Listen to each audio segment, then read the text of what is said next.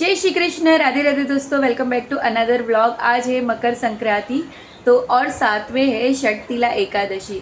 तो कुछ बताना चाहती हूँ और साथ में साथ इस वीडियो के साथ आप सभी के साथ शेयर करती हूँ। तो चलिए कर लेते हैं पहले हमारे लाला लाली कुछ इस तरह से। आज मैंने यह मकर संक्रांति और साथ ही में षटतिला एकादशी भी मनाई है और ये वाघा वस्त्र हमारे पास से ठाकुर जी ने बना कर लिए हैं। उसकी स्टोरी भी मैं आपको बताऊंगी। पहले कर लेते हैं हमारे लाला लाल जी के दर्शन।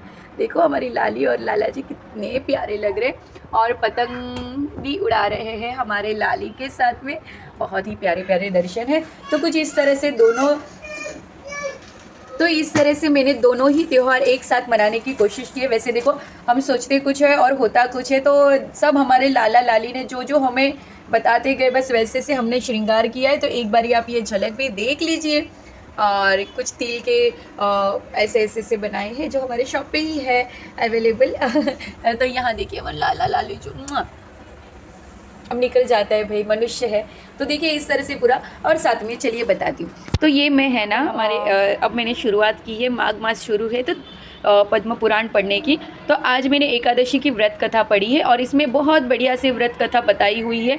ये फाल्गुन मास की भी है। अगर आप पद्म पुराण में षटतिला एकादशी की कथा पढ़ना चाहते हो तो उसका पेज नंबर 665 है। ये 66 है। तो इसमें के कुछ शब्द है ना जो मुझे बहुत ज़्यादा पसंद आए, तो मैं आपको एक बार ही बताना चाहती हूँ कि षटतिला एकादशी पर मतलब इसमें जो बताया हुआ है उसे। तो ये पूजा पाठ कैसे करना है ये पूरे पैराग्राफ में बताया है। बट उसके बाद हम इस दिन मतलब देखो संक्रांति पे दान धर्म का भी बहुत महत्व है।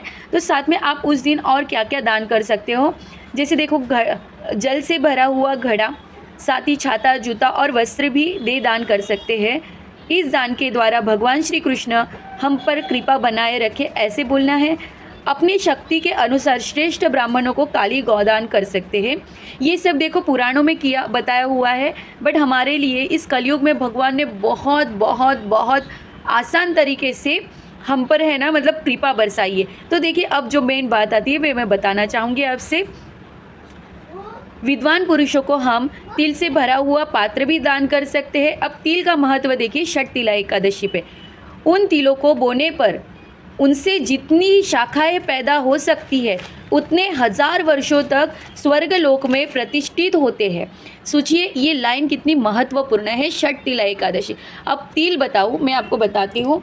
ये हमने तिल लिए हैं, ये कितने छोटे हैं और पुराण में भी लिखा हुआ है कि अगर आप ये तिल को बोने पर उसकी जितनी शाखाएं निकलेंगी उतने हजार वर्षों तक हमें भगवान स्वर्गलोक में वास देते हैं। आप सोचिए एक एक एकादशी का कितना ज़्यादा महत्व होता है। मतलब अब देखो आप बोलोगे कि भाई होता है नहीं होता है, देखो अपने अनुसार भगवान ने कलयुग में इतना बढ़िया दिखाया। उस पर मैं अलग से वीडियो बनाऊंगी, बहुत बताने जैसा है।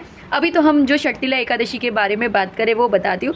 उसके बाद उस तिल को हम कहाँ कहाँ इस्तेमाल कर सकते हैं वो भी हमें भगवान ने बताया हुआ है। तिल से स्नान करें, तिल का उपटन लगाए, तिल से होम करें, तिल मिलाया हुआ जल पिए, तिल का दान करें और तिल को भोजन के काम में इस्तेमाल करें। इस 6 प्रकार कामों में तिल का उपयोग करने से यह एकादशी षटतिला एकादशी कहलाती है, जो सब पापों का नाश करने वाली है। आप सोचिए कि खाली एक षटतिला एकादशी तिल कितना छोटा होता है और उसका कितना ज़्यादा महत्व है। तो सभी बोलिए षटतिला एकादशी मैया की जय, हमारे प्यारे राधा रमन जी की जय।